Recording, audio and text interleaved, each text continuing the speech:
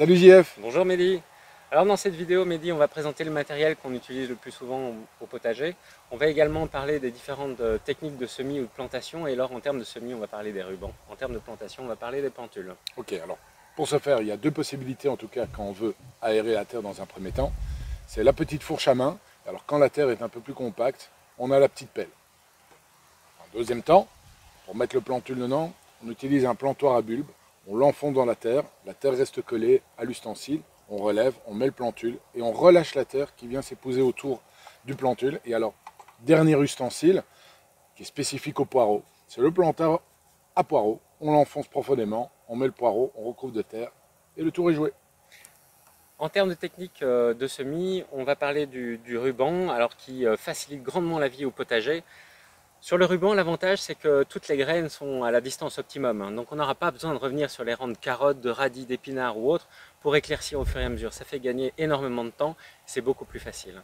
Pour poser un ruban, on met une fine couche de terreau, on pose le ruban dessus et ensuite on remet une fine couche de terreau dessus. Quelle épaisseur plus ou moins? Un demi-centimètre, 1 centimètre.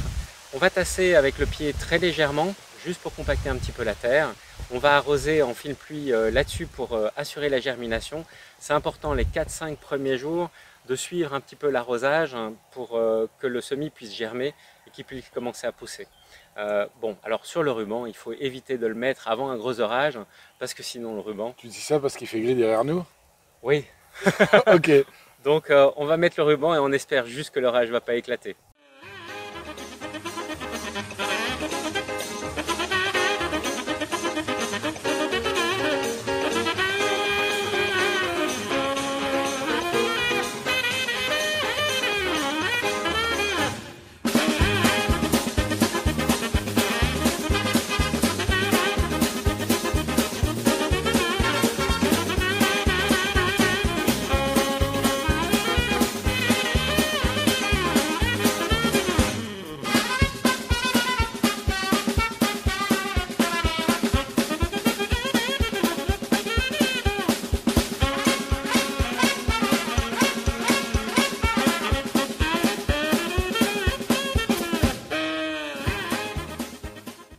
Alors JF, on va attaquer maintenant les plantules, qui est vraiment une part très utilisée dans un petit potager.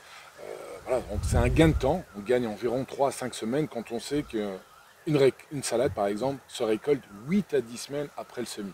Au minimum. Donc ça permet de monopoliser l'espace beaucoup moins longtemps et ça double la productivité du potager. Et sur un petit potager, c'est important. En plus, c'est très facile à trouver. Aujourd'hui, on trouve vraiment une diversité, un panel assez large de différents plantules dans toutes les jardineries. Oui, tout à fait. Aucune raison de s'en priver. Et puis ça évite de passer son temps à entretenir une serre à semis, d'avoir des semis qui sont mangés par les limaces ou d'avoir des semis qui ne lèvent pas. Oui, en général, les plantules sont aussi habituées aux aléas climatiques. Et donc si jamais on a des attaques d'oiseaux ou même de limaces, il suffit de l'arroser et en général, le plantule reprend. Tout à fait. Donc dans un potager sans effort, plantule, plantule, plantule. Et ruban. Ce qui est important sur le plantule, c'est d'éviter d'enterrer le pied de la plante. Qu'on appelle le collet. Oui, et d'éviter de le recouvrir aussi du paillis, parce que sinon on va provoquer une moisissure au pied de la plante. C'est ce qu'on va voir dans la vidéo technique ici. Démonstration.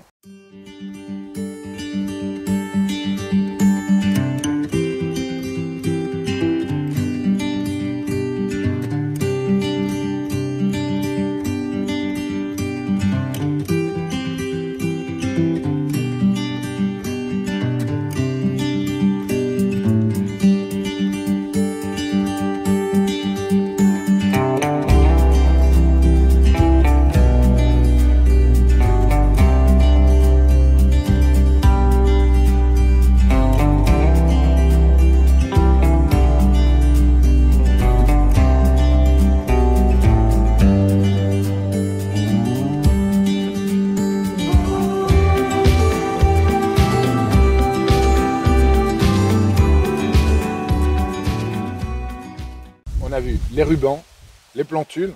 Dans une prochaine vidéo, on va également montrer quelques petites techniques pour booster la productivité et optimiser l'espace en travaillant sur la verticalité. Ça va permettre de doubler le rendement.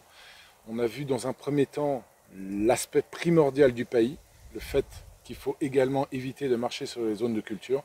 Un troisième aspect aussi très important pour un potager sans effort, c'est de planter serré.